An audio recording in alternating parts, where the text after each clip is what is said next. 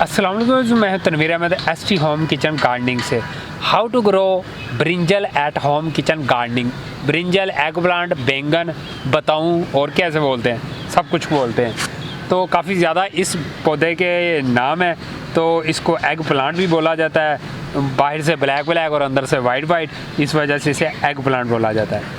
तो ये देखें, इसको निकालते हैं। मैं पनीरी लेके आया था इसकी, मैं आपके साथ पनीरी का शेयर कर देता हूँ, इसकी सीडलिंग का टाइम शेयर कर देता हूँ, मट्टी के बारे में थोड़ा सा बता देता हूँ। तो चलें इसी मज़ेदार टॉपिक के साथ वीडियो को शुरू करते हैं। मेरा नाम है Tanveer Ahmed, ST home kitchen gardening से। सबसे पहले हम बात करेंगे कि ये जो पौधे हैं मैं बैंगन के लेके आया हूँ। देखें मरियल से आपको लग रहे हैं, ये सारी पनीरी ओपन पनीरी लेके आया हूँ। देखें कोई मट्टी इसके साथ नहीं लगी हुई थी, इसी तरह ये ख़रीद के ले आया हूँ। और मुझे ये 3, 6, 9, 10, 11, 12 पौधे 50 रुपये में मिले हैं। वैसे बहुत ज़्यादा पौधे हैं ये जो बैंगन के बीज हैं, आप इसको मार्च के मंथ के अंदर लगा सकते हैं। जनवरी, फरवरी, मार्च, अप्रैल तक इजीली इसकी आप सीडलिंग अपने घर के अंदर कर सकते हैं। अभी बीज लाकर लगा दें, बहुत अच्छे बीज आपके जर्मिनेट होंगे।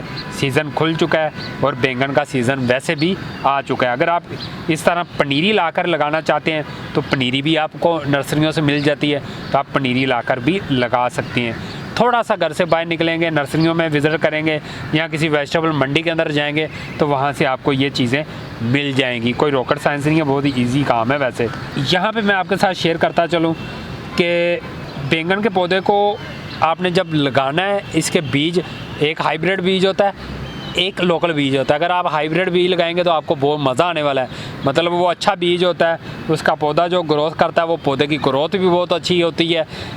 ये वाला मेरे पास देसी है, पनीरी में ये वाली देसी लेके आया हूँ, बीज में हाइब्रिड नहीं लेके आया। आपको बैंगन भी ज़्यादा एक पौधे के ऊपर देखने को मिलेंगे।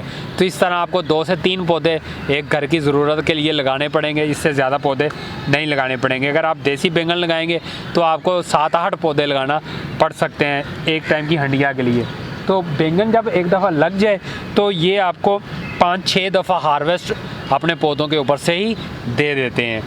मैं इनको ट्रांसप्लांट करने लगा हूँ इस मट्टी के अंदर। मट्टी को बनाने का तरीका मैं आपके साथ शेयर करूँ कि बहुत सिंपल है तरीका। इसके लिए वर्मी कंपोस्ट बेहतरीन है, गाय का गोबर भी बेहतरीन है। आपने क्या करना है, 50% गाय का गोबर ले लेना है, 50% मट्टी ले लेनी है। गाय का गोबर नहीं तो वर्मी कंपोस्ट तो कमाल की चीज़ है। आप वर्मी कंपोस्ट को मट्टी के अंदर मिक्स करें 50% को, और उसके अंदर आप अपनी गार्डनिंग शुरू कर दें। इंतहाई ज़बरदस्त आपको रिज़ल्ट देखने को मिलेगा। आपके सारे गिले शिकवे दूर हो जाएंगे कि आपके पौधे क्यों नहीं जर्मिनेट होते। अगर इस तरह खुली पनीरी ले आएंगे तो वो आपको ईजी पड़ेगी सीडलिंग की निस्बत। अगर आप बीज लेकर आना चाहते हैं तो बेहतरीन टाइम शुरू हो चुका है बीजों का, आप बीजों को लाकर लगा सकते हैं। अभी ये जो मैं पौधे मरियल से लगा रहा हूँ, सूखे सूखे आपको लग रहे हैं, ये सारे पत्ते इनके सूख जाएंगे, ख़त्म हो जाएंगे, सिर्फ इनकी मेन स्टैम्प बचेगी। इस मेन स्टैम्प के अंदर से नए पौधे निकलेंगे। ये बात आपने ज़हन नशीन कर लेनी है, डरना नहीं है, घबराना नहीं है। तो यहाँ से नए पत्ते जब निकलेंगे तो ये आपका जो बैंगन का पौधा है ये झाड़ी नुमा बनना शुरू हो जाएगा और बहुत ज़्यादा ब्रांचेस निकलेंगी।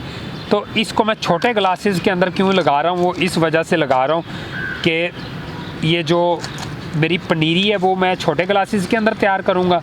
जब ये यहाँ पे स्टेबल हो जाएगी पनीरी मेरी, फिर इनको मैं निकाल कर मट्टी समेत बड़ी जगह पे लगाऊंगा। बैंगन के पौधे के लिए 14 इंच का अगर आपके पास फ्लावर पॉट है तो वो बेहतरीन है। अगर फ्लावर पॉट के अलावा आपके पास कंटेनर है, जो पेंट वाली बाल्टियाँ होती हैं 20 इंच वाली, अगर वो आपके पास मौजूद है तो उसके अंदर आप ये लगा सकते हैं एक पौधा। तो एक पौधा जब लगाएंगे तो आपको रिज़ल्ट भी बहुत अच्छा देखने को मिलेगा। हाँ, छोटे ग्लासेस के अंदर मैं इस वजह से लगा रहा हूँ, मेरी पनीरी जब स्टेबल हो जाएगी ना तो इसमें जो पौधे मरने हो गए वो मर जाएंगे, जो बचने हो गए वो मुझे पता है ये बच गए हैं, फिर इनको मैं बड़ी स्पेस पे लगा दूँगा, वहाँ पे 100% में फिर रिज़ल्ट इनका देखने को मिलेगा। इसको कहते हैं सेकंड स्टेज पनीरी ट्रांसप्लांट करना। तो ये सेकंड स्टेज में मैं पनीरी को ट्रांसप्लांट कर रहा हूँ।